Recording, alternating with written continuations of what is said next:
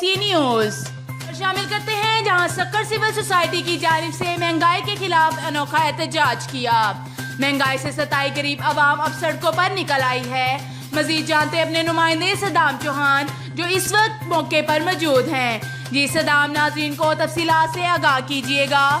جی ناظرین، مہنگائی سے تنگ آ کر عوام سڑکوں پر نکل آئی۔ عوام کا کہنا ہے کہ گورنمنٹ کی طرف سے ہمیں ابھی بھی کوئی ریلیف فنڈ نہیں دیا گیا۔ اس کی جانب سکر سول سوسائٹی کی جانب سے سکر ریواڑی تر روڈ پر انوکھا احتجاج نکالا گیا۔ جی ناظرین، عوام کا کہنا ہے کہ مہنگائی میں دن بہ دن اضافہ کیا جا رہا ہے۔ ہر اشیاء جو کھانے پینے والی چیزیں ہیں، سبزی، ہر کچھ پہ اضافہ کیا جا رہا ہے۔ جی ناظرین، نئے پاکستان سے عوام بالکل تنگ ہے۔ عوام کا کہنا ہے کہ ہمیں پرانا پاکستان چاہیے، نامنظور نامنظور مہنگائی کے نعرے بازی لگائی جا رہی ہے، جس میں غریب عوام پارٹی کے صدر وقار علی سنو اور دیگر